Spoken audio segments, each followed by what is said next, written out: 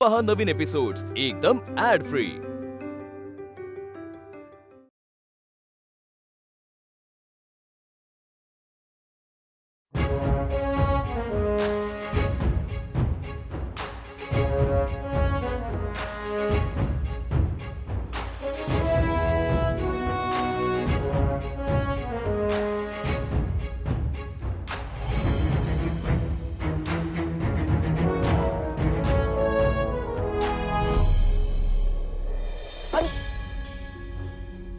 Let me help you, Mr. Tilak. Thank you so much for your help, Professor Shu.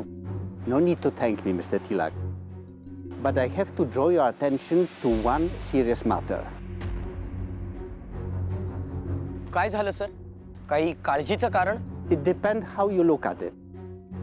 The semester is almost over, and still you have not attended my lecture. May I know the reason? तर मी कॉलेजात आलो, प्रवेश घेतला आणि अभ्यासक्रम बघितला. तर मला असं लक्षात आलं की आपल्या प्रथम वर्षाच्या अभ्यासातील बहुतांश भाग माझा शिकून झालाय. मग लेक्चरला बसून उगाच वेळ वाया घालवण्यात काय अर्थ? तुम्ही अर्थशास्त्र शिकवता, तुम्हाला तर माहितीच आहे. हिस्ट्री ऑफ वर्ल्ड इकॉनॉमिक्स आपल्या अभ्यासक्रमात नाही, पण माझं शिकून झालंय. So you mean the syllabus of this college is not up to the mark? No sir, मी फक्त माझ्या पुरता तोडगा काढलाय. I mean a way out. Well, but I must bring this to your attention. If you fail to attend the lectures, then, as per the rules, you will not be able to appear in the exam. ठीक आहे sir, मी नाही देणार परीक्षा. Mr. Tilak, do you understand exactly what you're saying? Your year will be wasted. होय sir, मी ठरवलंय. यावर्षी मी परीक्षा देणार नाही, स्वेच्छेने अनुत्तीर्ण होईल. I have decided to take a gap this year. माझी मते कोणाला पटणार नाहीत म्हणून मी कोणाला सांगायला जात नाही. मी ठरवलंय, संपूर्ण वेळ माझ्या तब्येतीसाठी आणि स्वतःला घडवण्यासाठी खर्च करणार आहे. Fine. What can I say now? I wish you best of luck. Thank you sir.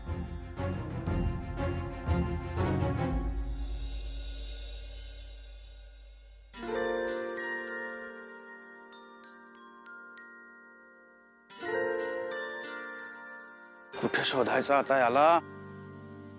काका, अरे अरे अरे अरे सावकाश, किती वेगानं धावतोयस? अरे काका, तू इथं कसा काय? मी कसा काय? मला काय मज्जाव केलाय का कोणी इथे यायला? म्हटलं आपला पुतण्या इथे वसतिगृहात येऊन राहिलाय, तर प्रत्यक्ष डोळ्यांनी स्वतः बघावं काय करतोय नेमकं. म्हणजे सोजीर होऊन माझ्यावर लक्ष ठेवायला आलायस तर? काय काका, पुतण्यावर एवढा देखील विश्वास नाही? सोजीर नव्हे, गुप्तहेर. अरे बापरे, एक अत्यंत महत्वाचा ऐवज आणलाय तुझ्यासाठी. काय काय? कोणास सांगू नकोस. हे बघ,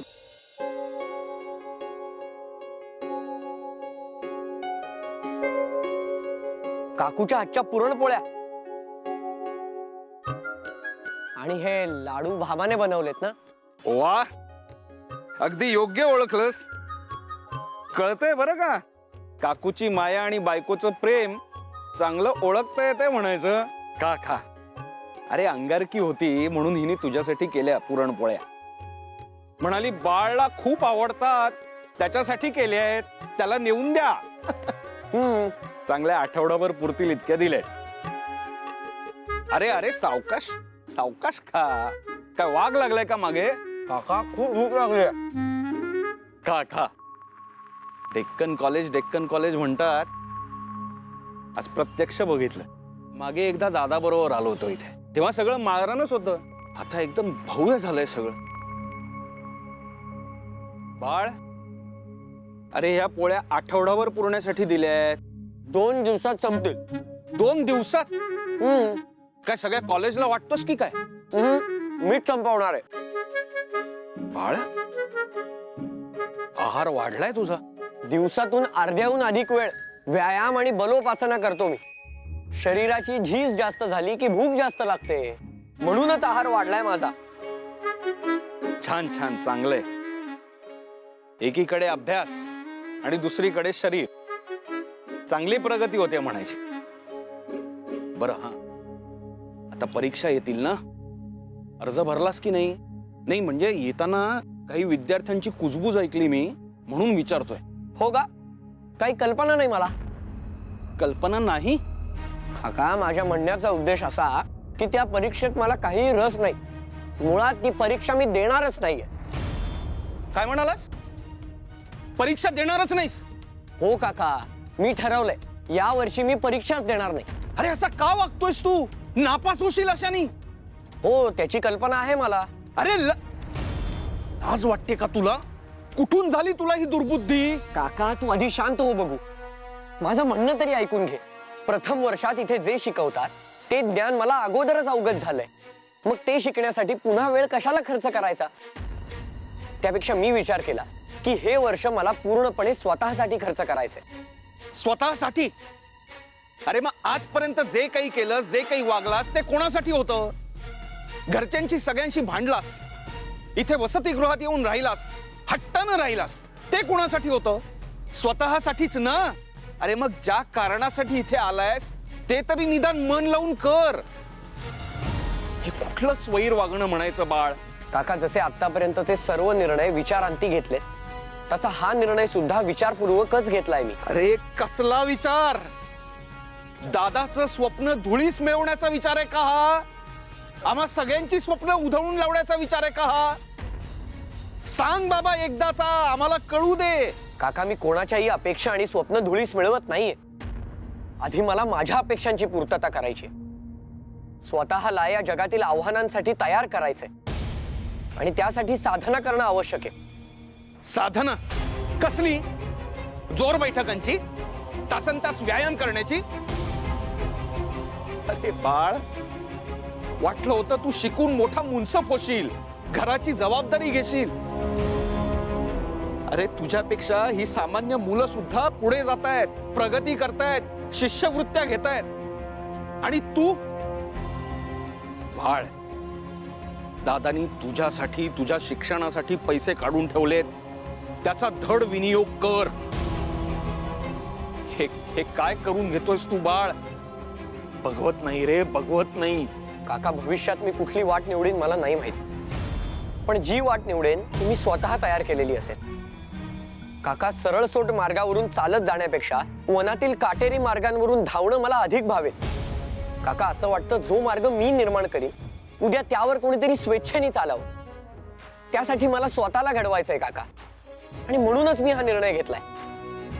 आणि माझ्या या निर्णयाचा उद्या तुम्हाला पश्चात्ताप होणार नाही एवढा शब्द मात्र मी नक्की देतो. तुझ्याशी वाद घालणं म्हणजे दगडावर डोकं आपटून घेणं. असो, आजपर्यंत सदोदित आम्ही तुझ्या पाठीशी खंबीरपणे उभे राहिलो. आता यापुढेही तसंच करणं कर्तव्य आहे आणि ते आम्ही करूच. अरे हो हो हो काका, हीच अपेक्षा होती की घेशील तू मला समजून. ठीक आहे, बरं आता मी येतो. काळजी घे बरं का. काका, भामेला नक्की सांगशील की लाडवात गुळापेक्षा तिच्या हातचा गोडवा अधिक आलाय.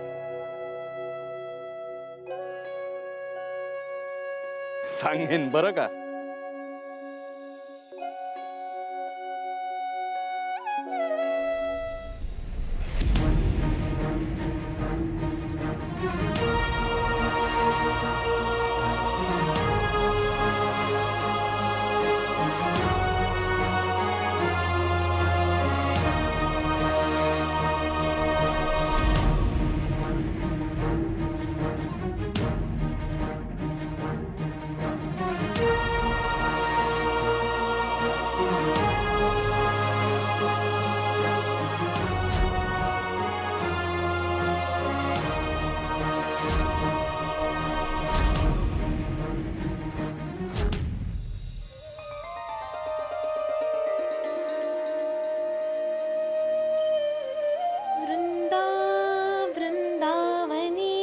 विश्वपूजिता विश्वपावनी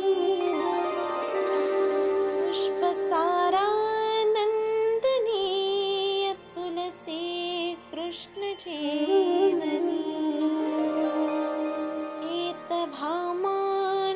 चैव स्तोत्रं नामर्थं संयुतं यः पठेत तां च सम्पच्य सौश्रमेघरं लभेता।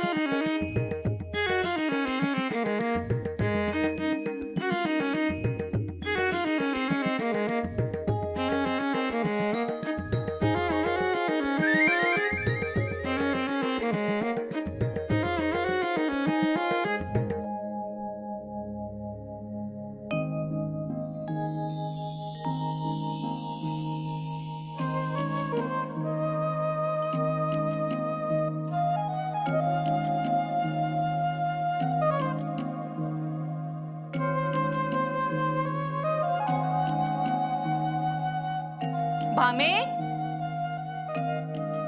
हो सासूबाई, तुळशीची पूजा झाली असेल तर स्वयंपाकाची तयारी करायला घे.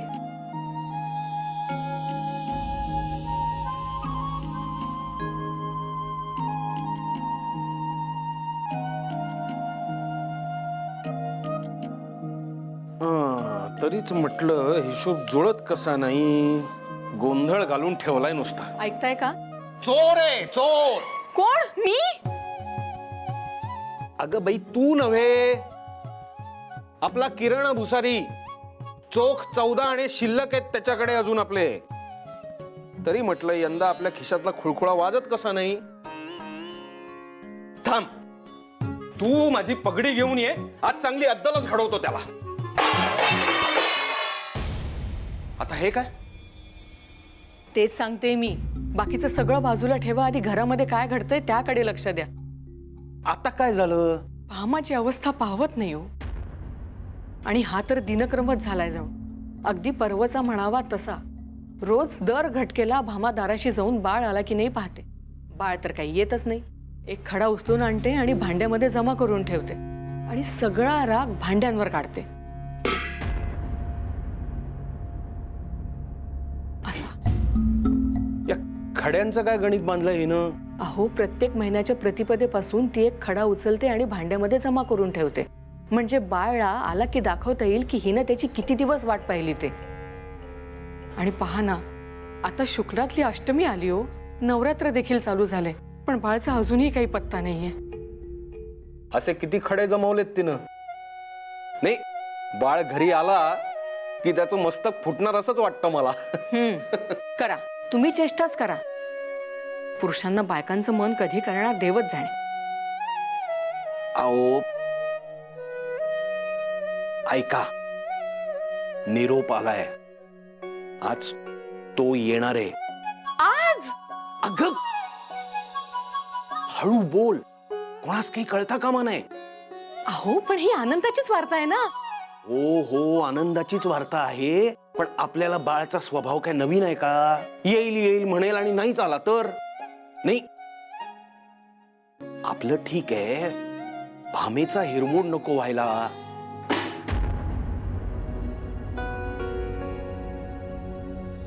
झालं. कुणाला ऐकू जाऊ नये म्हणून एवढी काळजी घेतली, पण जिला समजू नये नेमके तिला सारे काही कळले. आता बाळ येणार नाही तोवर हिचे चित्त काही थाऱ्यावर राहणार नाही. आपलं नाही तर नाही, निदान भामेचा तरी विचार करावा याने. बाळाचं काही समजतच नाही. कुठे गुंतला असेल कुणास ठाऊक.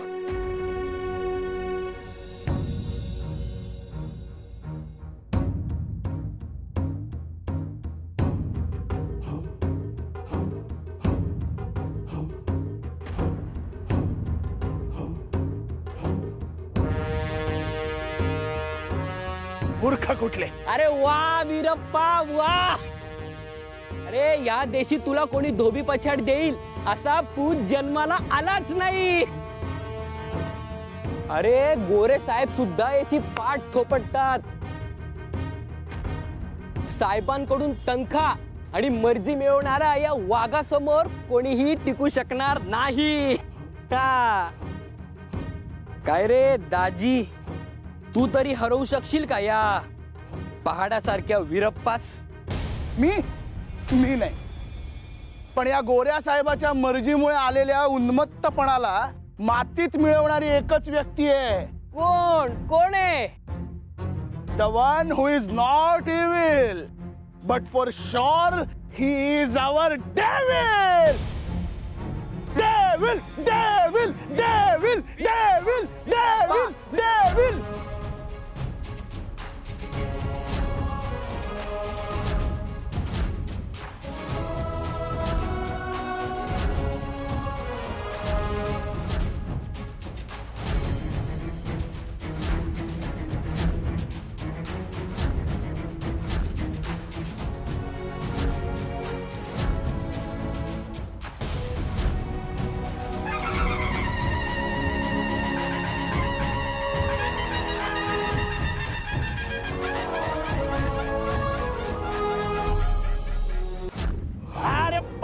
होऊन जाऊ दे.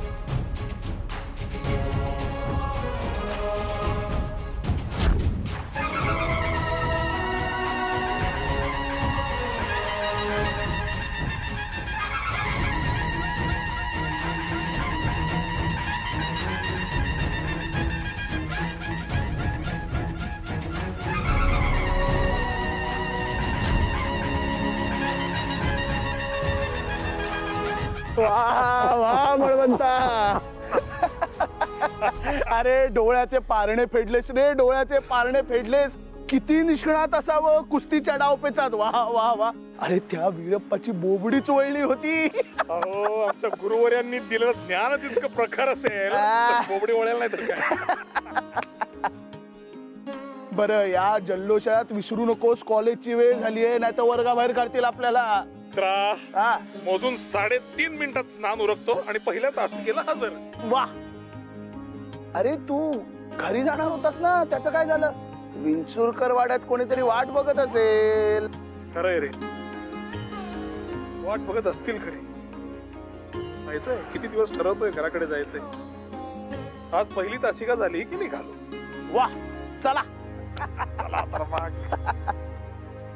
तर ही उक्ती आणि हिचा अर्थ तुमच्या वहीमध्ये उतरवून घ्या. कमले कमलोत्पत्ती ही श्रूयते नची दृश्यते.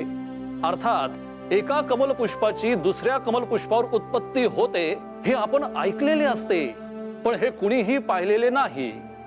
आणि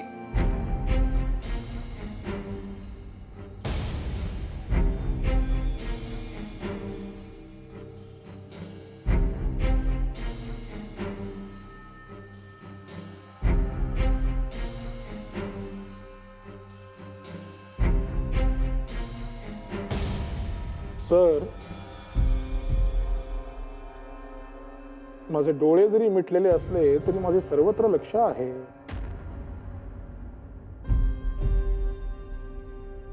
उठ, टिळक उभा राहा.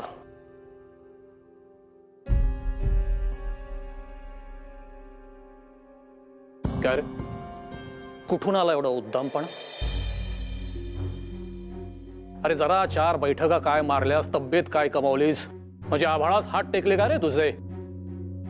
नाही नाही, शरीराशी गट्टी जमल्यामुळे ना बुद्धीला गर्वाची बाधा झाली तुझ्या, दुसरं काही नाही.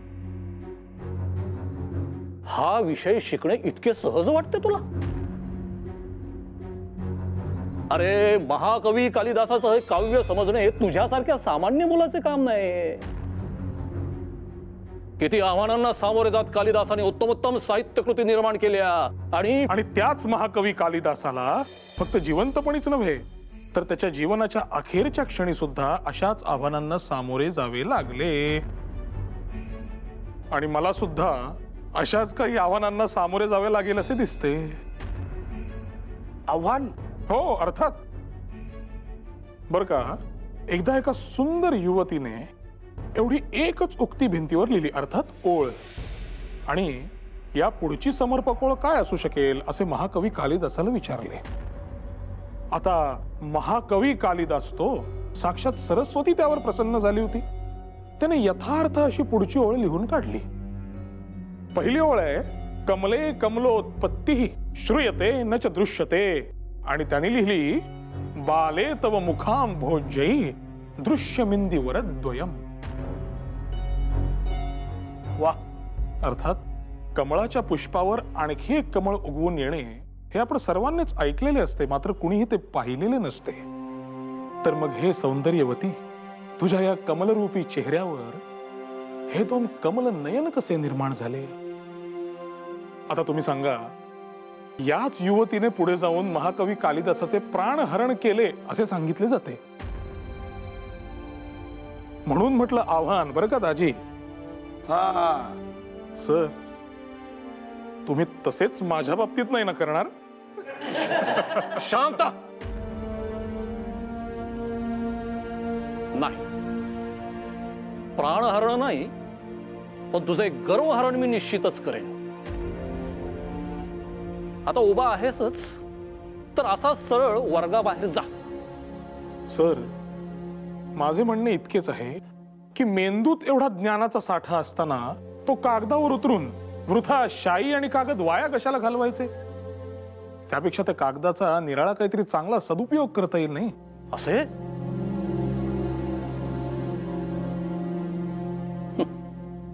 हाच अहंकार एक दिवस तुझ्या अंगलटी लक्षात ठेव. आवेश तर असा आणतोयस की भविष्यात मोठा अग्रलेखच लिहिणार आहेस या कागदांवर. मला ठाऊक नाही सर, मी काय लिहीन मला खरोखर ठाऊक नाही, मात्र लिहीन नक्की. आणि जे लिहीन ते संपूर्ण देश वाचेल, अगदी तुम्ही सुद्धा.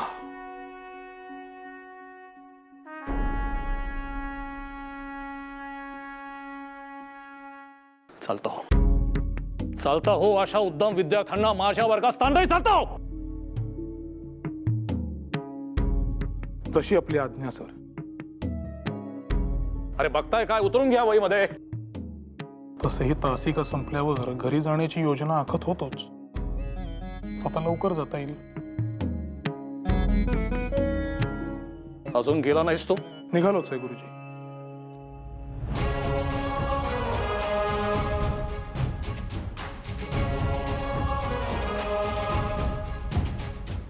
हे म्हणावे देशाचे भविष्य. माझ्या वर्गात अशा उद्दामपणाला स्थान नाही, समजलं?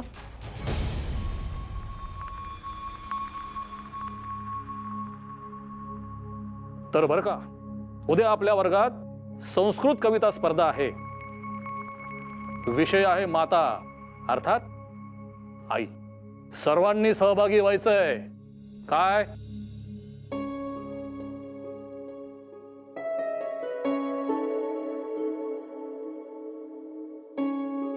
बाळ बाळ अरे काय रे काय थांब जरा. अरे दम लागलाय. थांबायला मला वेळ नाही, मी निघालो घरी. काय आज तू घरी चाललायस म्हणजे उद्या तू नक्कीच येत नाहीस, हो ना? अर्थात येणार नाही. इतके दिवसांनी मी घरी चाललोय म्हटल्यावर एका दिवसात कसा परत येईल? बरं, आमच्या घरची मंडळीच मला सोडणार नाहीत, तो भाग निराळा. अरे रे, वाईट झालं. चांगली संधी तुझ्या हातून निसटून गेली बा.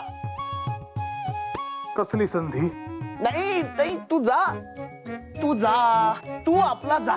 अरे मला वाटले होते तुझ्या बुद्धीला चालना मिळेल, तुझी प्रतिभा आम्हाला अनुभवता येईल, पण ते नियतीच मान्य नाही. त्याला आम्ही काय करणार? दाजी, ओ दाजी खरे, पुन्हा जर माझ्या समोर असा नाटकीपणा केलास ना तर असं धोबी पछाडीन त्या वीरप्पा सारखा. अरे बापरे, अरे मी तुझा गुरु ना रे, मलाच कसला धोबी पछाड देतोस? तुला डेव्हिल म्हणतात ते उगाच नाही. मग आता सांगतोयस का चालता होतोयस? सांगतो सांगतो. हा, तुझे प्रिय लाडके प्राध्यापक जिन्सीवाले यांनी उद्या संस्कृत काव्य स्पर्धा आयोजित केली आहे. मग मग म्हणजे भाग घ्यायचाय तुला. घरी मी जाणारच आहे, शब्द देऊन ठेवलाय मी घरच्यांना. बरं, मी कितीही उत्कृष्ट कविता केली तरी जिन्सीवाले मला पारितोषिक देणार आहेत का? नाही. मी निघालो. आधी विषय ऐक, मग तुझी सगळी मतं बदलतील. असा काय मोठा विषय निवडून काढलाय जिन्सीवाल्यांनी? माता.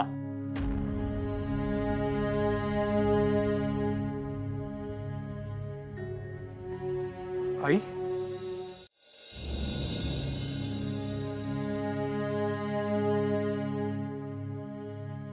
इतकी वर्षे झाली आई हा शब्द खूप आत माझ्या मनाच्या कोपऱ्यात खोलवर कुठेतरी रुतून बसलाय. वयाची आणि समजुतीची धूळ बसली होती इतकी वर्ष त्यावर, पण आता या अशा अनाहूत क्षणी ती पुसली गेली. आई, लहान असतानाच मला देहरूपानं सोडून गेली, पण ती असते काय माझ्या सोबत. मला जाणवतं तिचं अस्तित्व. पारितोषिक मिळो न मिळो, मात्र माझ्या आईविषयी लिहिण्याची आणि व्यक्त होण्याची संधी मी मुळीच गमावणार नाही. नाही जाणार मी घरी. भले शाबास. चला आपल्याला सार्वजनिक काकांच्या सभेला जायचं ना. अरे हो, हा, ते एक राहिलंच असतं आता गेलो असतो तर. चल चल चल चल चल. हे बंद करतो मी. कर कर कर. बरं झालं आठवण केलीस. हो.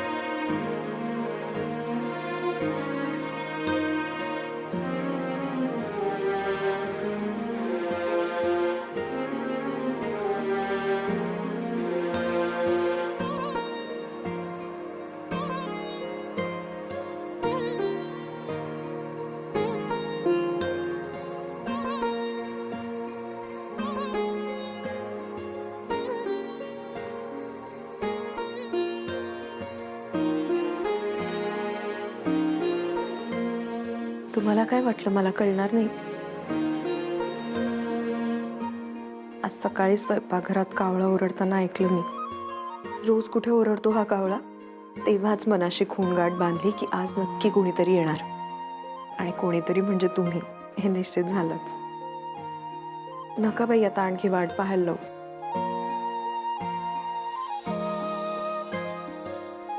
या बघू लवकर.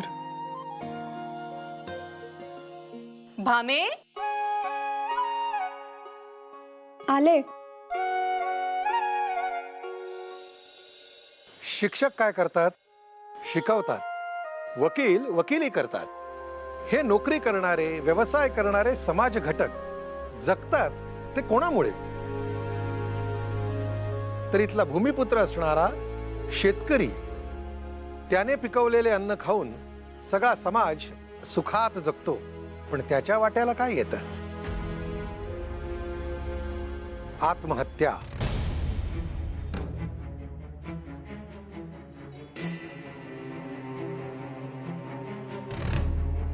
नगर प्रांतातनं शेतकरी आत्महत्यांचा जो आकडा आलाय तो अगदी अस्वस्थ करणारा आहे. कोण जबाबदार आहे याला?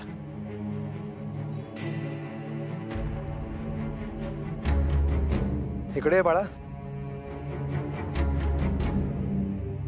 या चिमुरड्याच्या वडिलांनी सावकारी कर्जाला कंटाळून जीव दिला. त्याच्यासह अशा अनेक शेतकऱ्यांची कुटुंब देशोधडीला लागली. त्याची जबाबदारी कोण घेणार? सावकार जुलमानं अधिक श्रीमंत होत आहेत आणि कायद्याचा आधार घेऊन या गरिबांच्या जमिनी आपल्या खिशात घालतायत. अशा स्थितीमध्ये यांचे कैवारी कुणी व्हावे? हे कार्य कुणीही करणार नाही. हे कार्य आता आपल्यालाच करावं लागेल. आपली ही सार्वजनिक सभा आता त्यासाठी काही महत्वाचे मुद्दे ब्रिटिश सरकारच्या समोर मांडणार आहे. तू बस बाळ. ज्योतिबा फुलेंसारखे माझे स्नेही, ज्यांनी आपलं सगळं आयुष्य समाजाला वाहून दिलेलं आहे, तेही या कामात आपल्या बरोबर आहेत. आणि हे कार्य असंच जर अविरत सुरू राहायला हवं असेल तर आपल्यासारख्या तरुणांची आम्हाला आवश्यकता आहे. होय काका.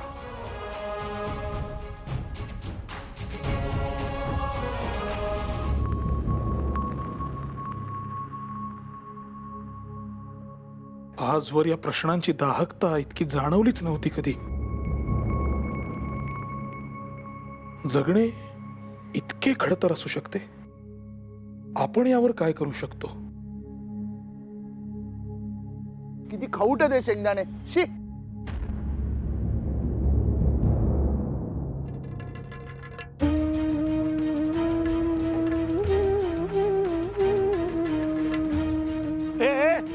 अरे काय करतोयस? ए बाळा, उठ, टाक दाणे ते खाली. असे पडलेले दाणे खायचे नाहीत आणि खाऊट आहेत ते, कळलं का? तब्येतीला त्रास होईल की नाही तुझ्या? मग खाऊट तर खाऊट, पोटात अन्न तरी जाईल. ह्याच्या बापाने जीव दिल्यापासून पोटात अन्नाचा कण नाही गेला याच्या. आता जमीन नाही, पीक नाही, असंच फेकलेलं खात राहावं लागेल. तुम्ही हाऊस म्हणून एक दिवस उपास करता, आम्हाला कधीतरी एक दिवस खायला मिळतं. ते नका काढून घेऊ. कुठे राहता? कुठे तुम्ही? त्याचे या जगात कोणी नाही. त्याचं सगळं जग असतं म्हणतात. आम्हाला कोण उभं करणार? बघू, नशीब जितके दिवस जिथं घेऊन जाईल तसं जगायचं.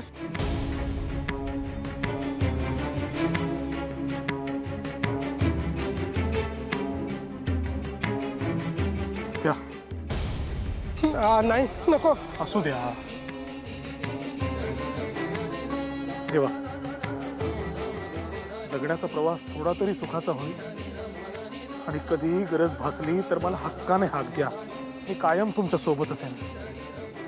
आपल्याच बांधवांची मदत आपण नाही करणार तर कोण करणार? आपण कोण म्हणायचं? नाही म्हणजे आपलं नाव काय? मी बळवंत गंगाधर टिळक.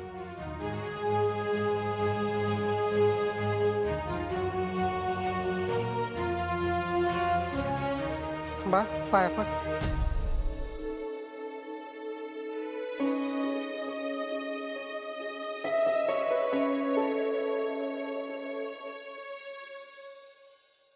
वा मनोहर. ए तुझं नटून झालं असेल तर चल माझ्यासाठी काव्य रचना करायला सुरुवात कर. उद्याच्या स्पर्धेसाठी तूच मला कविता लिहून देणार आहेस. मी पण मला कुठे काय जमतंय, तूच लिही ना. मनोहर मला प्रतिप्रश्न केलेले चालत नाही. मी जेवढं सांगतो तेवढंच करायचं आणि कुठेही गाजावाजा न करता. नाहीतर याचे दुष्परिणाम काय होतील हे कळेलच तुला. आणि हो, त्या टिळकाला यातला एक जरी शब्द सांगितलास ना तर लक्षात ठेव, गाठ माझ्याशी आहे. हे थांब, ठेवते.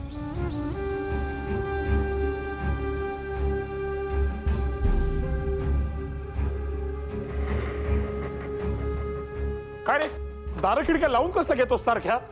काय टिळक? अच्छा, असं झालंय तर. काय माधव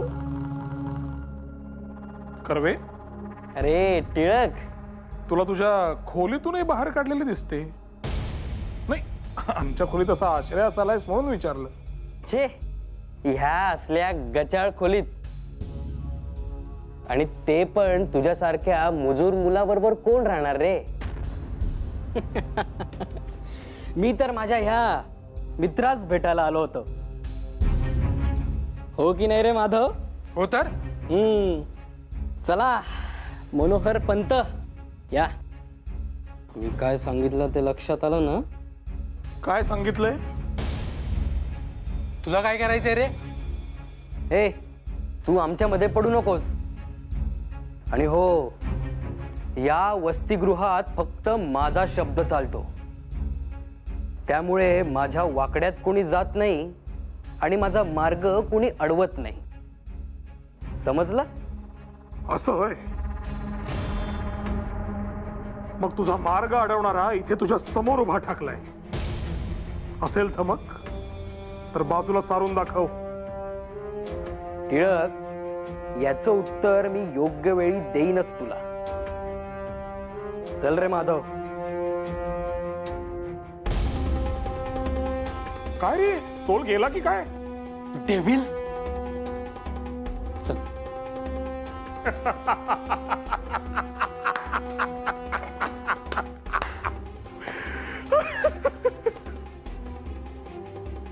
मनोहर, काय झालं सांग. काय नाही. इथे ये. मला काय झालं ते नीट सांग. माझ्याशी खोटं बोलशील तर स्वतःलाच फसवशील. मला मित्र म्हणवतोस ना, मग माझ्यावर विश्वास ठेव आणि मला नेमकं काय झालंय ते सांग. उद्या होणाऱ्या काव्य स्पर्धेसाठी त्याने मला त्याच्यासाठी कविता लिहायला सांगितली.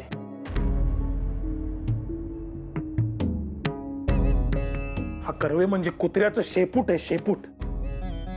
एक दिवस याला सरळ मार्गे आणावंच लागेल आणि मी त्याला धडा शिकवेन. तू बघच. त्याला आजन्म लक्षात राहील असा धडा शिकवेन मी त्याला. पण कधी?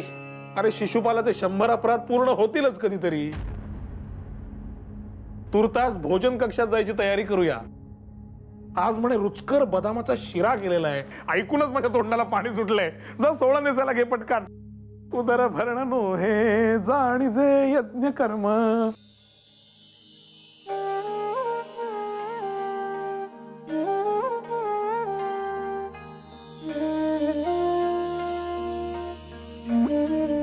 का नाही येत तुम्ही घरी? माझ्याकडून काही चूक झालीये का? किती वाट बघू अजून? काहीच वेळात रात्र होईल आता.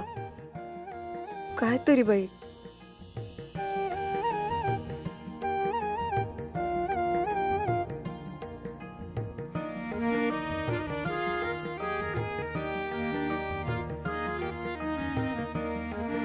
कधी येणार आहे?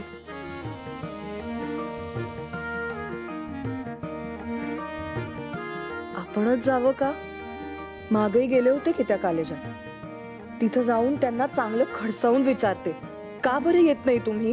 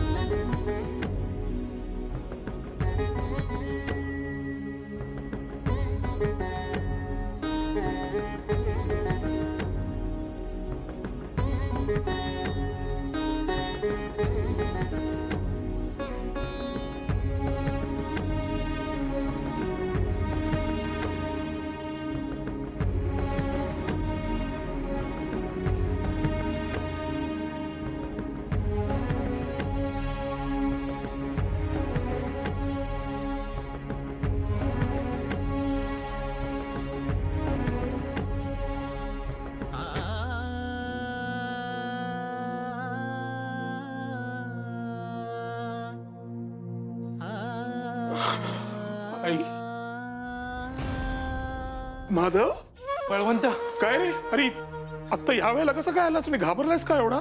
तुझी बायको ती बाहेर आलीये. भामा? नाही नाही नाही, शक्यच नाही. माधव काय झालंय खरं सांग. बळवंत, माझ्याशी बोलण्यात वेळ वाया घालवू नकोस. ती वसतिगृहाच्या बाहेर थांबलीये. बिचारी घाबरलेली आहे, कुणाच काही सांगत नाहीये. तू चल पटकन. झालंय काय नेमकं? कुणाच काही सांगत नाहीये. चल पटकन.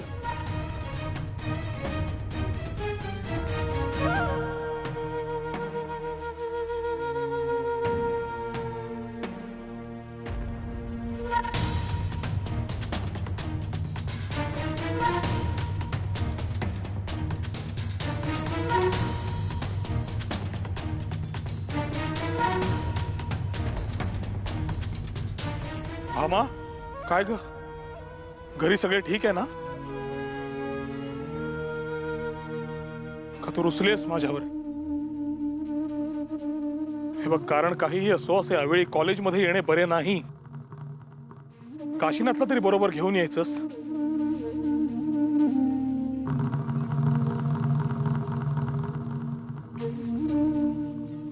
भामा, तुझ्या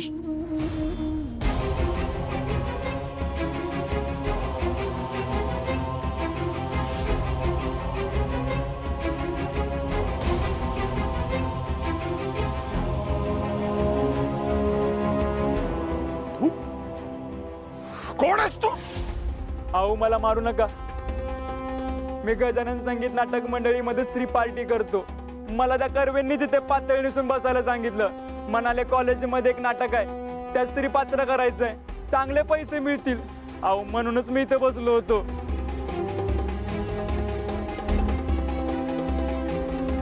कर्वे! माधव!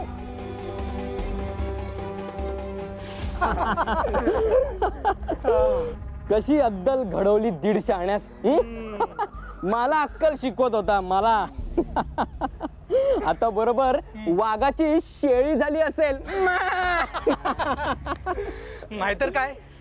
मी जेव्हा त्यास निरोप दिला तेव्हा त्याचा चेहरा बघण्यासारखा झाला होता. भामा, भामा. तुला सांगतो माधवा, आज मी तृप्तीने भोजन करणार. आणि आजची ढेकर बदामाच्या शिऱ्याने नव्हे, तर टिळकाच्या जिरलेल्या मुजरीने येणार.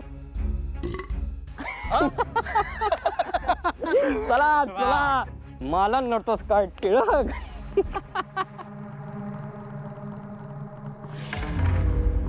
माझी जिरवली म्हणताय ना? आता बघाच, हा बळवंत गंगाधर टिळक कसे उत्तर देतो ते. 13 सव्वा शेर नव्हे, 10 शेरांचे प्रत्युत्तर देणार मी.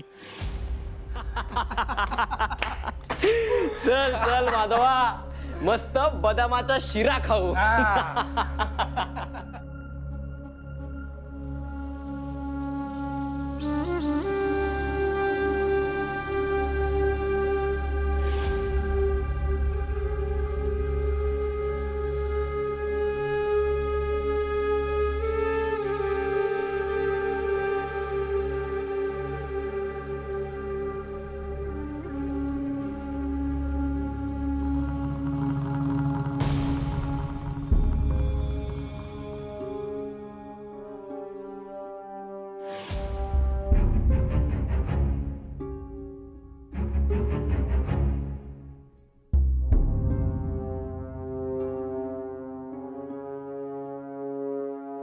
आता खा बदामाचा शिरा.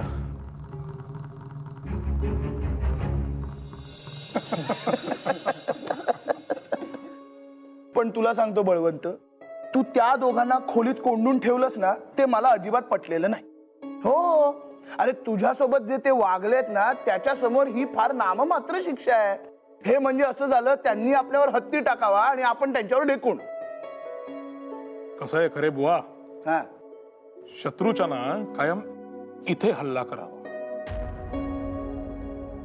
म्हणजे शत्रू लगेच नांगी टाकतो.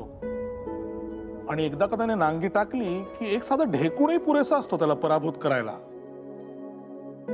हो, पण कधी कधी म्हणजे मी म्हणालो ना, शिशुपालाचे 100 अपराध पूर्ण तर होऊ द्या. आणि ते झालेले आहेत, त्यामुळे आता अंतिम वार होणार. अंतिम वार? तुझ्या डोक्यात नेमकं काय चालू आहे?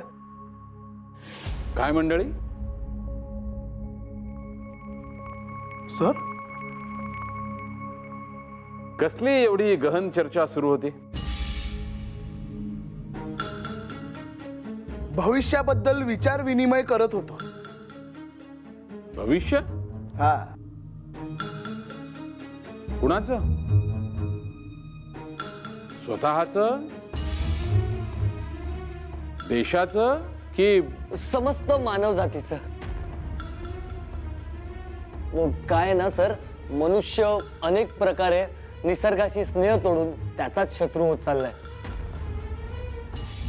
आणि मानव जातीचं काय झालंय ना सर? हे सर सर सर तुम्ही त्यांच्याकडे लक्ष देऊ नका. तुम्ही बदामाचा शिरा खा ना, फार अप्रतिम झालाय. यांना बहुधा शिऱ्याचाच अंमल झालाय म्हणून असे बरळत आहेत. अरे हो, मला देखील आश्चर्यच वाटलं. एरवी तोंड देखील न उघडणारी मुलं आज टंकलेखन केल्यासारखी बोलू कशी काय लागली? काय रे टिळक्या, आज इतकी सामसूम कशी काय? म्हणजे तुमचा नेहमीचा चमू दिसत नाही म्हणून म्हणतो हो. तो कर्वे ना, तू तर आला नाही आज. चल माधवा चल, बदामाचा शिरा मिळणार भोजन कक्षात, बदामाचा शिरा मिळणार. काय रे, काय झालं? अरे दरवाजा लावला कोणीतरी, कडी उघडत नाहीये. काय? ए, कोणी लावला रे दरवाजा? कोणी आहे का? बावळट कुठचे? अरे बदामाचा शिरा खायचा, उघडा रे दरवाजा. कोणी रे? ए, दरवाजा उघड. कोण आहे बाहेर? का? का? सर, कसं आहे, आपल्या वसतिगृहातील अनेक विद्यार्थ्यांना अचानक पोटदुखीची बाधा झालेली आहे. त्यामुळे ते आज लंघन करणार आहेत. मला नाही वाटत आमच्याशिवाय कोणी आज जेवायला इथे येईल. बापरे, आश्चर्य आहे. हो, पोटदुखी अचानक का बरं झाली असावी? कोणास ठाऊक. असो, आपण आपला बदामाचा शिरा खावा. हो हो अगदी छान झालाय. छान झालाय हो शिरा. दत्तोबा ये रे, एक ताट घेऊन ये भाऊ.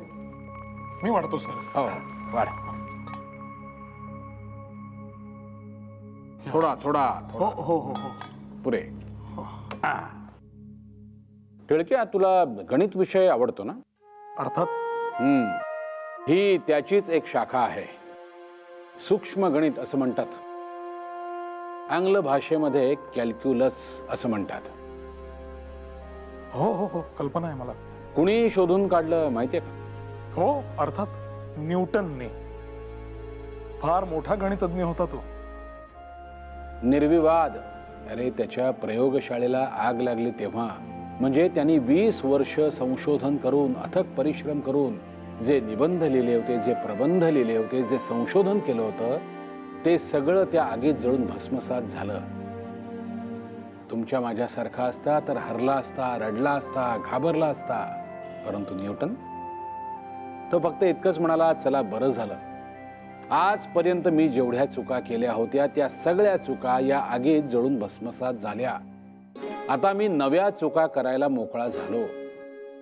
आणि पुन्हा न थकता नव्या उत्साहाने त्यांनी कार्यास प्रारंभ केला. थोडक्यात काय तर, माणसाने सदैव प्रयत्नशील असायला हवं आयुष्याच्या कुठल्याही टप्प्यावर. मग तुमचं कुठलंही ध्येय असाध्य राहत नाही. आणि बरं का टिळक्या, या पुस्तकाच्या खाली ज्या निबंधमाला आहेत त्या मी जाणीवपूर्वक आणलेल्या आहेत. चिपळूणकर यांच्या आहेत या निबंधमाला. चिपळूणकर आपल्याच महाविद्यालयाचे माजी विद्यार्थी, उत्तम साहित्यिक. आपण रोज महाविद्यालयात जे शिकतो त्या व्यतिरिक्त देखील आपण काही ना काहीतरी नवीन शिकायलाच हवं. आपण आपलं मन सातत्याने कशात तरी गुंतवून ठेवायला हवं. कारण empty mind is a devil's workshop. Sir, Vishnu Shastri चिपळूणकरांच्या लेखनाने मी कायमच प्रभावित झालोय आणि याच निबंध मला हव्यात म्हणून मी आपल्या ग्रंथालयात चौकशी देखील केली होती, मात्र तेव्हा उपलब्ध नव्हत्या. तुमची काही हरकत नसेल तर मी या ठेवू? अवश्य. तुझं वाचून झालं की मला दे म्हणजे झालं. टिळक, टिळक, मी तुला सोडणार नाही. तू सर. कर्वे, काय हो, काय झालं? आणि तुमचा हा असा आविर्भाव? सर, या टिळकालाच विचारा.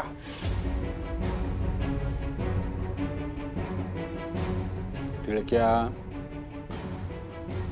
हा सगळा प्रकार काय आहे? आता काय कुरापत? कुरापत नाही सर, हा कर्वे जरा जास्तच उंच उडू पाहत होता. मी आपले माझ्या परीने त्याचे पंख छाटले. नाही सर, याने मला खोलीत पुरे पुरे. अरे आता अशी भांडणं करायला तुम्ही शाळेत आहात का? कर्वे, घ्या, जेवून घ्या की तुमचंही पोट दुखतंय.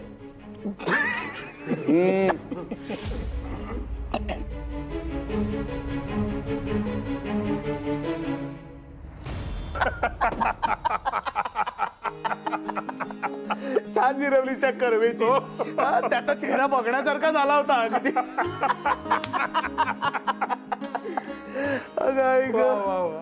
बरं बाळ, त्या कर्वेला कमी लेखू नकोस. त्याच्या डोक्यात आता नवी खलबतं सुरू झालेली असणार आहेत. चालू दे, त्याच्या डोक्यात जे चालायचं ते चालू दे, पण पुढे काही विचार करायचा वेळ देखील मी त्यांना देणार नाहीये. म्हणजे तुझ्या डोक्यात नेमकं काय चाललंय? काय माझ्या डोक्यात?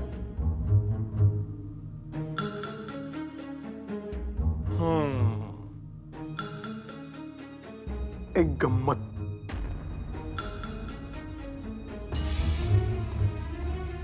कळेलच तुला आता.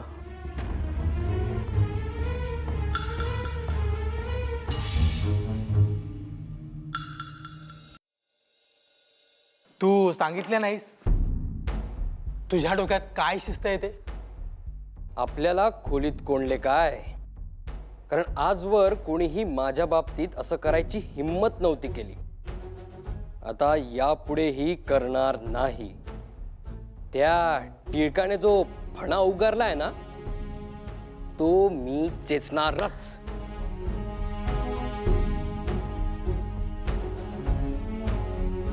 कर्वे, आज वसतिगृहात एवढी शांतता कशी? हो रे, शेकोटी पेटवून तो महादेव, सदाशिव आणि आपट्या बसलेले असतात. दिसत नाहीयेत. आणि तो डेव्हिल, त्याच्यासोबतचा तो महाकाय राक्षस चकाट्या पिटत असतात वरांड्यात. तेही दिसत नाहीयेत. हे माधव, डेक्कन कॉलेज मध्ये भूत आलं की काय?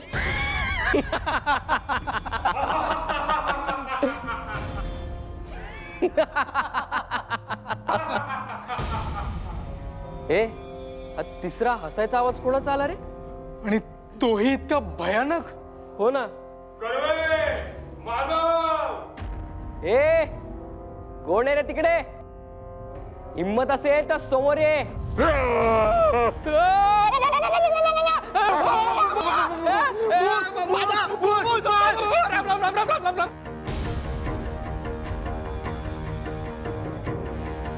दरवाजा कसा उघडला रे?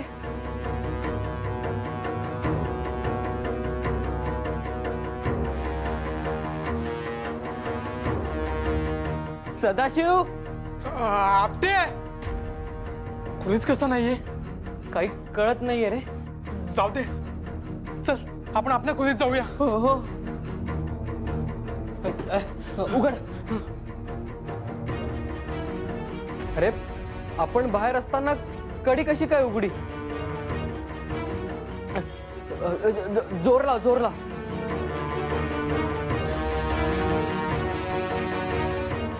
अरे ओढ ना जोरात. अरे काय, सरक बाजूला, सरक तू. काय अरे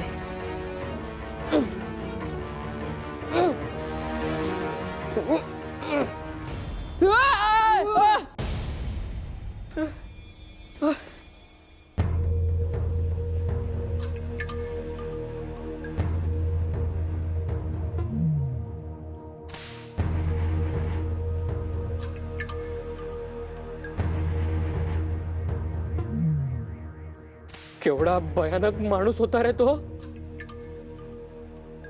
मला तर काहीच कळत नाहीये.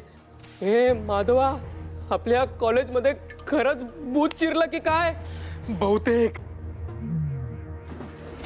अरे माधवा, उठ उठ. चल बाबा. भीमरूपी महारुद्रा भीमरूपी महारुद्रा वज्रयान महारुद्रा. कर्वे पापा दरवाजा उघडा. पळू नका, पळू नका, थांबा. दरवाजा उघडा, दरवाजा उघडा.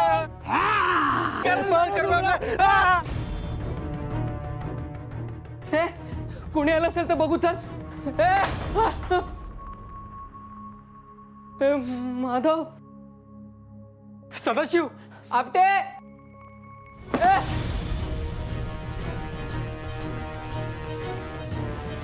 हे माधव. राम राम. चल चल चल.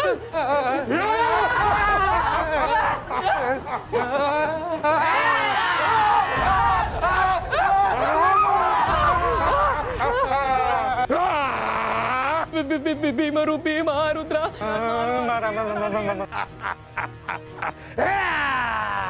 वज्रहनुमान मारुती वनारी.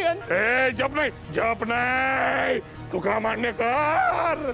आम्ही कोणाचं काही वाईट केलं नाही हो. कोण आहात तुम्ही? आम्हाला माफ करा. आम्ही काही नाही केलं, आम्ही काही नाही केलं. चुकला नाही. अरे पुरुषाला बाईची साडी नेसवून बसवलंय कुणी. मनोहरच्या डब्यातले लाडू खाल्ले कुणी. त्याला कविता लिहायला लावली कुणी.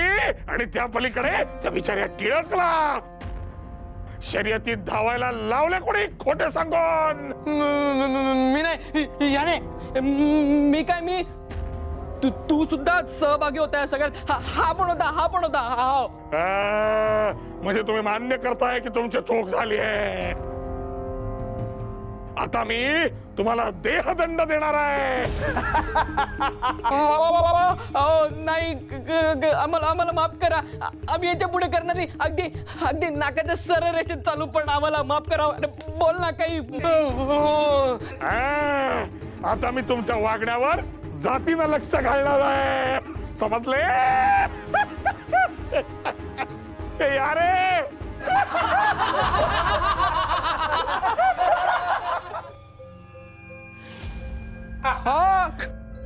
टिळक, तू? दाजी,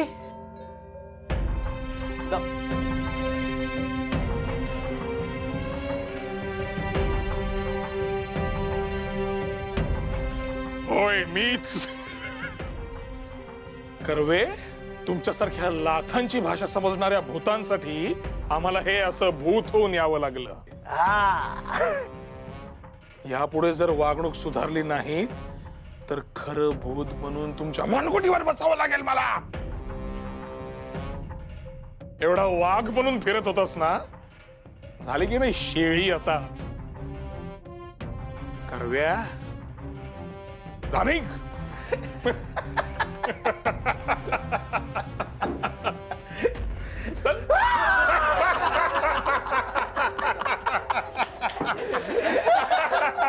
अरे बाप रे बाप.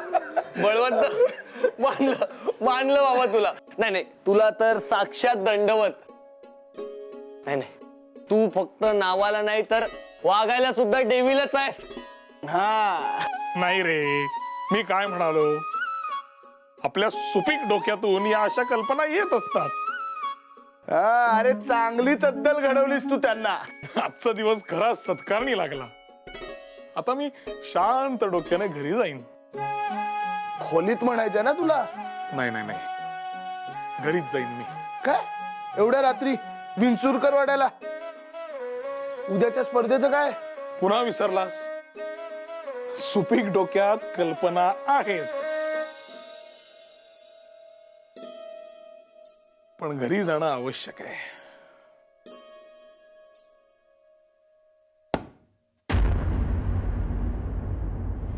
कोण कोण आहे तिकडे? सासूबाई, सासूबाई.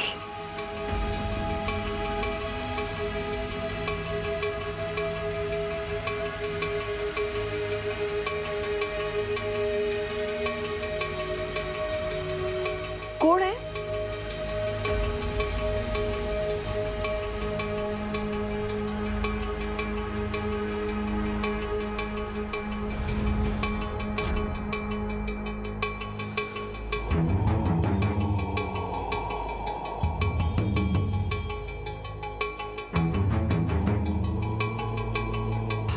कोण आहे? सासूबाई, काशीनाथ भाऊजी, अहो कोणीतरी शिरले आहे घरात. या ना इथे.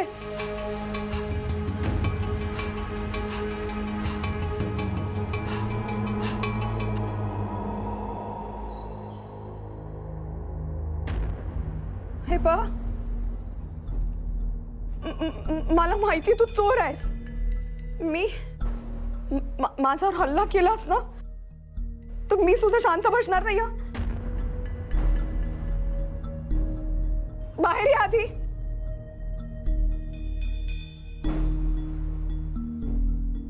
कोण आहे तिकडे? कोण आहे?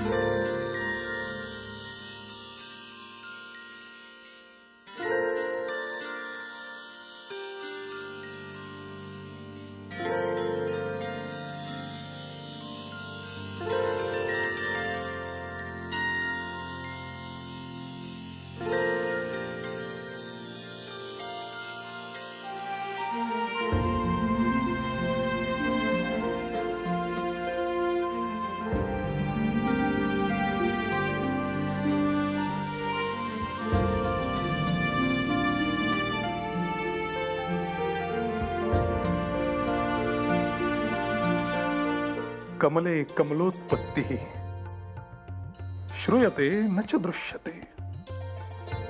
बाले तव मुखाम्भोज्जै दृश्यमिंदिवरद्वयम्. तुम्ही हे असे जे काही बोलता त्यातले कळत काही सुद्धा नाही मला, पण ऐकल्यावर फार प्रसन्न वाटते. मी सांगतो ना, कमळाच्या पुष्पावर आणखी एक कमळ निर्माण होणं अशक्य आहे. पण मग हे सुंदरी, या कमलरूपी चेहऱ्यावर हे दोन कमल नयन कसे तयार झाले? काहीतरीच काय, काहीतरीच काव्य करता तुम्ही. छे छे, मी नाही, महाकवी कालिदास म्हणून गेले.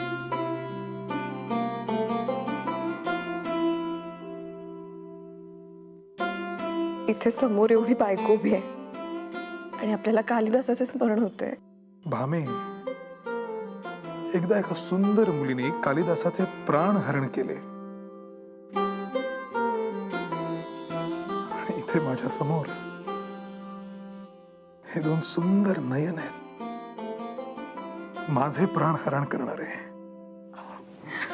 येईल ना कुणीतरी,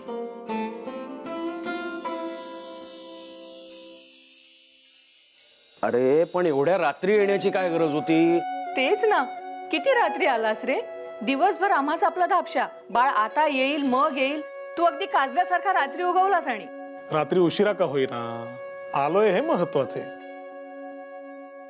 शब्द पडू दिला नाही. म्हणजे आमच्या भावनांचं काहीच नाही. स्वतःचा शब्द पडू नये म्हणून आलात तर घरी. नाही अगदी तसे नाही. म्हणजे मला देखील तुमची आठवण येतच होती म्हणूनच तर आलो ना घरी. असू दे बाळ, इतक्याही थापा मारू नकोस. हा, तुला कशाला काका काकूंची आठवण यावी रे? हा, पण इथे मात्र कोणीतरी विरहात झुरतय हे मात्र नक्की. ते काही विचारू नकोस बाबा. होय, नाहीतर काय. अरे भामेनं कुठल्याशा डब्यामध्ये दगड जमा करून ठेवलेत, हो की नाही? काय पण हे डबे दगड काय प्रकरण आहे? हो ना, मी सांगते बाळ तुला. अहो राहू दे ना सासूबाई. बाई बाई बाई, किती सुरेख लाजलीस ती. सांगा की मला, काय प्रकरण आहे हे डबे दगड? अरे काही नाही, खूप मोठी कहाणी आहे ती. आता तू आलायस ना, उद्या उजाडल्यानंतर सगळं सागर संगीत ऐक हो तिच्याकडनं. काय सांगशील ना भामे? बरं काकाश्री, मला काही उद्या थांबता येणार नाही.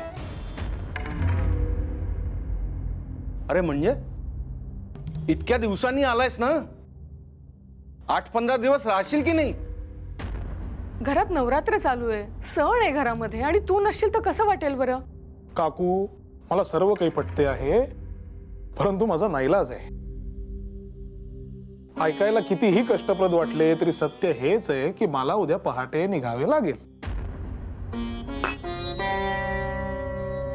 मामा, बाळ जा, जाऊन बघतीस.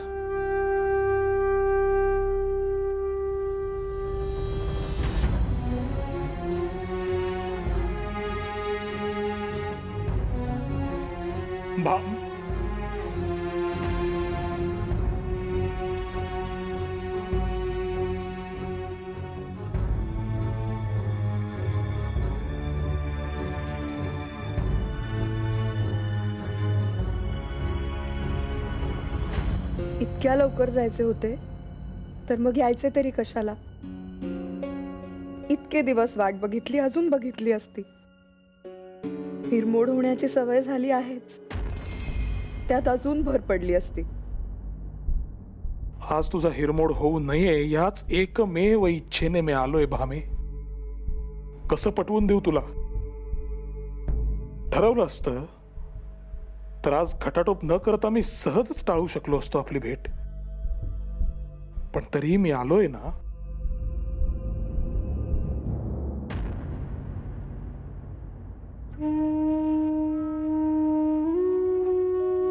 असं चंद्रकोरी सारखं येणं मनाला किती चटका लावून जातं. भामे, मी प्रत्येक क्षणी हाच विचार करत असतो की कधी तुझी भेट घेता येईल. परंतु सातत्याने येणारी जबाबदारी आणि शिक्षण यात गुरफटून गेलोय ग.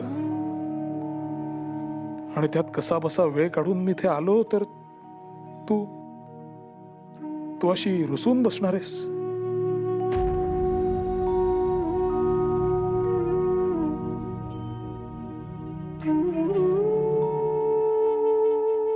रुसू नाही तर काय? इतके तरी करू द्या मला. माझ्या चिडण्यावर रडण्यावर माझा अधिकार नाही का?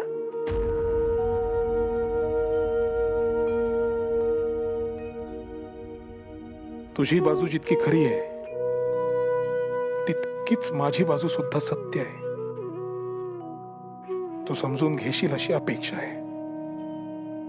एकदा दार उघड, मी सगळं काही सांगेन तुला.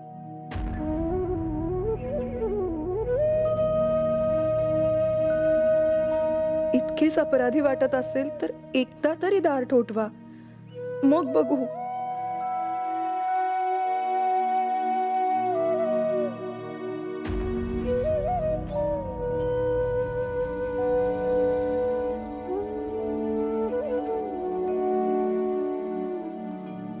हे काय? आहात ना बाहेर का गेलात निघून?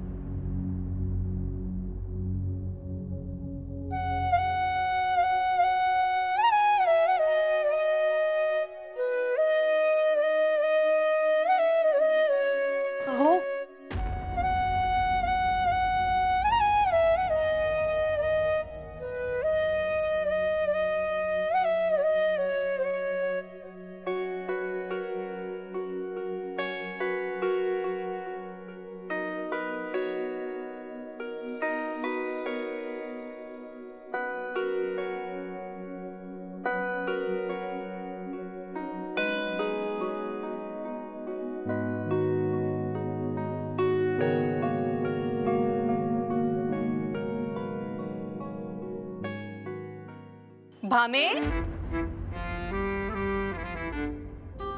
आलीस? काय रागवली आहेस ना? स्वाभाविकच आहे, बाळ काहीही न बोलता निघून गेला ना सकाळी. आता या बाळाच्या स्वभावाचं काय करावं ना हेच आम्हाला समजत नाहीये. पण इतकं काय महत्वाचं काम होतं की इतकासा वेळ देखील थांबता आलं नाही. अगं, आता आम्ही काय आग्रह केला नसेल का थांबायचा? पण जाणं अगदी आवश्यक आहे असं म्हणावा. कसलीशी स्पर्धा आहे म्हणे.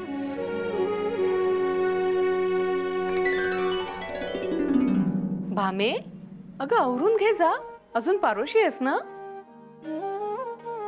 हो. अगं जा. हो. अगो बाई, काशीनाथा, ए यशवंता. कमाल करतोस तू बाळ. अरे किती उशीर. त्या आईन्स्टाईनच्या सापेक्षतेचा सिद्धांत एक वेळ कळेल, पण तुझ्या मनात काय चाललंय हे कळायचं नाही. अरे आता वर्ग भरायची वेळ झाली, इतकी महत्वाची स्पर्धा आहे, कशाला जायचं रे एवढ्या रात्री घरी? आणि तूच म्हणाला होतास ना, एकदा घरी गेलो की घरची मंडळी मला काही सोडायची नाहीत. मला खरंच वाटलं तुझ्या घरच्या मंडळींनी बांधून ठेवलं की काय तुला. अरे हो दाजी, जरा श्वास. मी तुला शब्द दिला होता ना मी येईन म्हणून. स्पर्धेसाठी आलेलो आहे. मी तेच म्हणतोय की तू या स्पर्धेत भाग घ्यावास आणि तुला पारितोषिक मिळावं असं मला वाटतंय. पारितोषिक? का? तुला का कठीण आहे? कठीण नव्हे, केवळ अशक्य आहे. जिन्सीवाले प्राध्यापक परीक्षक असताना मला पारितोषिक मिळणे केवळ अशक्य आहे. बघ पुन्हा तेच. अरे दाजी, मी काल म्हणालो ना तुला, या स्पर्धेत सहभाग घेताना कौतुक होणं किंवा पारितोषिक मिळणं हा माझा हेतूच नव्हे.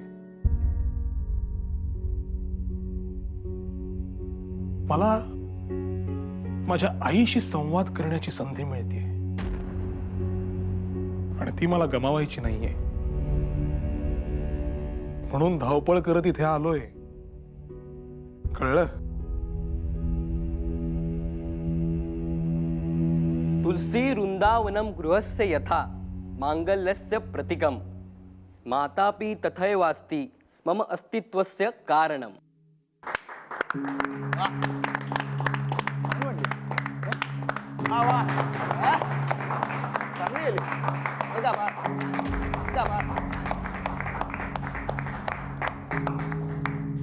सुंदर. मातृत्वाविषयीचे तुम्हा सर्व विद्यार्थ्यांचे विचार ऐकून मला समाधान वाटलं. आजची स्पर्धा माझ्या कल्पनेपेक्षाही अटीतटीची होतीये, यात शंकाच नाही.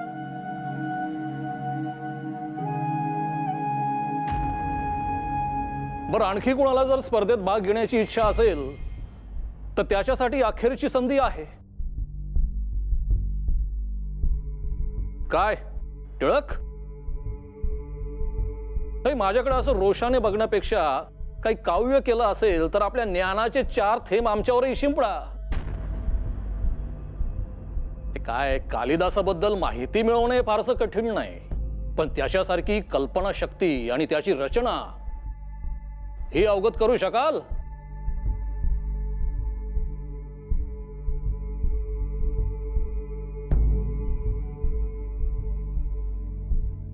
सर,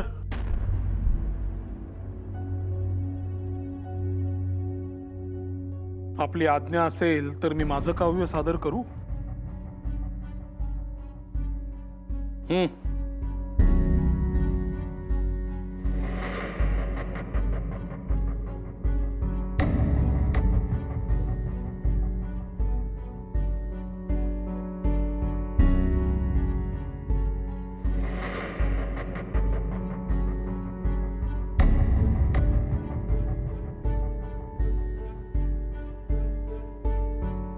बरं का, एकदा एका कोकिळ पक्षाला नुकतेच जाणवते की आपला कंठ किती मंजूळ आहे, ज्याद्वारे आपण गाऊ शकतो. आणि हे त्याला जाणवताच त्याला त्याच्या स्वराचा स्नेह होतो, त्याला मोह पडू लागतो, त्याला माया वाटते. आणि एक दिवस दैव त्याच्याकडून त्याचा स्वर हिरावून घेतं, कायमस्वरूपी, त्याला न सांगता. आता त्याचा मंजूळ कंठ, त्याचा स्वर हे तर त्या कोकिळ पक्षाचं सर्वस्व होतं, त्याचं आयुष्य होतं, त्याचा श्वासच होता जणू. तसा माझा श्वास माझी आई होती.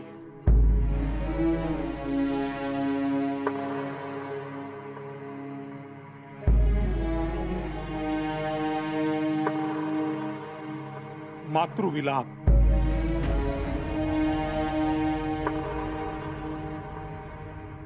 प्रसमीक्ष सुतम गुणालयम विधिना सहृत जीवितम पुरा जननी निपपात दुःखिता धरणौ मोहवशम गता भृशम.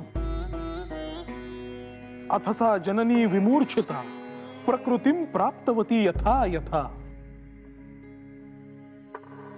सुत जीवित नाश हेतुभि विष.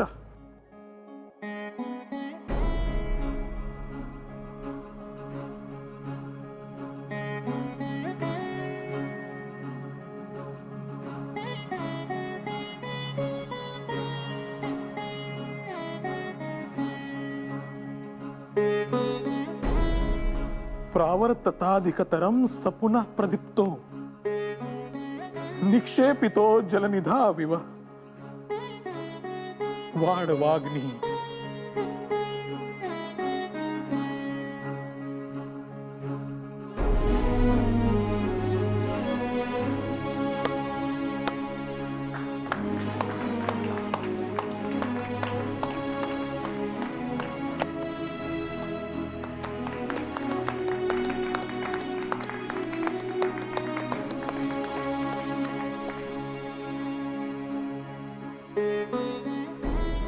आई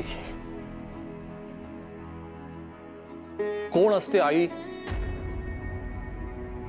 कोण असते? आई निरंजनाची वात असते. आई स्वतः रोज कलेने जळत संपूर्ण घर प्रकाशमान करते, ती असते आई. तिचे ममत्व, तिचा त्याग, तिचे प्रेम याची तुलना, याची गणना कशी करू शकणार? नाही करू शकत. या जगामध्ये प्रत्येक गोष्टीचं मूल्यमापन करणारं एकक आहे, परंतु प्रेम आणि विशेषतः आईचं प्रेम, त्याचं मूल्यमापन करू शकणारं माप निर्माण करणं त्या विधात्याला सुद्धा जमलेलं नाहीये. आणि हेच आज तुम्ही सिद्ध केलंय.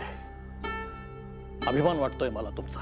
परंतु आपण ही स्पर्धा सादर केली आहे, ते तिचं प्रेम किती सार्थ आणि यथार्थपणे तुम्ही वर्णन करू शकता हे जाणून घेण्यासाठी. आणि स्पर्धा म्हटली की मग त्यात गुणरचना आलीच. आणि निकाल देण्याचं हे महाकठीण कार्य माझ्या हाती आलेलं आहे. चला बाय.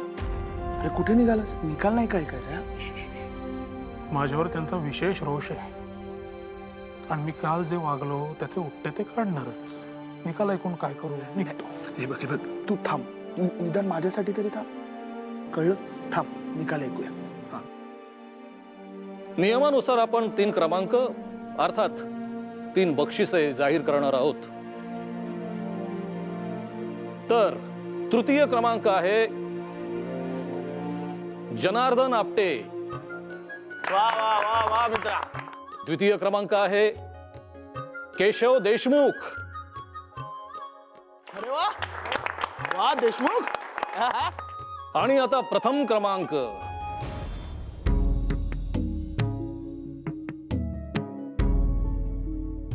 तर प्रथम क्रमांक आहे बाळ गंगाधर टिळक. वा वा वा वा वा. हे उभं राहून वा वा वा वा वा वा. बाळ अभिनंदन.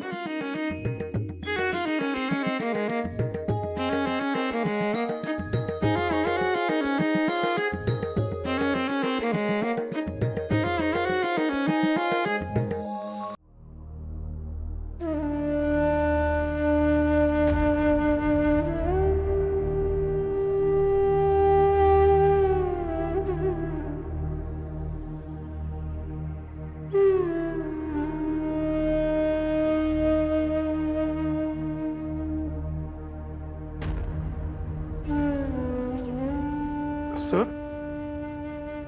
तुम्ही? अरे मला वाटलं काल जसं तू माझं चालत येणं न बघता ओळखलंस तसं आजही ओळखशील. नाही आज माझं चित्तच थाऱ्यावर नाही. समजू शकतो. मातृवियोग आणि त्याच्या आठवणी या कायम क्लेशदायकच असतात.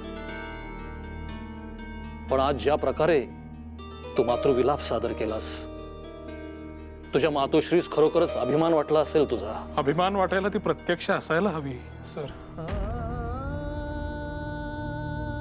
कोकिळेचा स्वर हरपला म्हणून त्याचं गायन थांबत नाही बळवंत. जगासाठी तो स्वर नाहीसा झालेला असतो, परंतु मनाशी संवाद हा कायम सुरूच असतो. तुझ्या मातोश्री तुझ्याकडे तिथून पाहत आहेत. अभिमानाने, कौतुकाने. सर एक विचारू? विचार. बस विचार.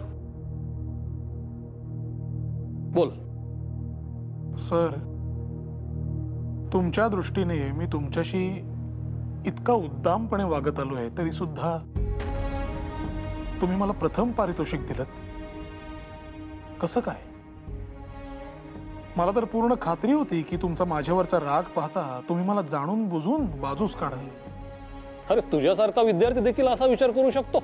आश्चर्य आहे. विद्यार्थ्याशी माझं नातं प्रथम शिक्षकाचं जरी असलं तरी नंतर ते वडिलकीच आहे. तुमच्या बुद्धीचं मूल्यमापन करताना तुमची वर्तणूक कशी आहे याचा विचार करून कसा चालेल? तुझी कविता आणि त्याचं सादरीकरण हे सर्वोत्तमच होतं. मग त्याबाबत मी पक्षपातीपणा कसा करेन? बळवंत, तुझी बुद्धिमत्ता ही विलक्षणच आहे आणि मला त्याचा अभिमान आहे. पण मी तुला हे कधीही सांगितलं नाही. का? कारण त्यामुळं तुमची ही पावलं कदाचित जमिनीहून 4 बोटं वर चालायला नको होत काय? नाही सर, नाही नाही नाही, कधीच नाही असं होणार. पण आज मी तुला वडिलकीच्या नात्यानं एक गोष्ट सांगू इच्छितो. तुझा हा स्वभाव जर तू वाकू शकला नाहीस तर स्वतःहून संकटांना आमंत्रण देशील. काय कळलं ना? होय.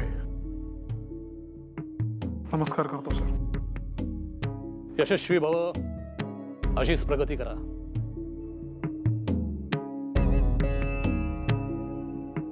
अरे हो, काल म्हणाला होतास कागदाचा योग्य तो वापर करेन. मग आता बघूया यावर तू काय लिहितोस ते. सर आता बघाच, तुमचं हे आशीर्वाद माझ्या पाठीशी असताना मी पुढील प्रवास कसा खंबीरपणे करतो ते.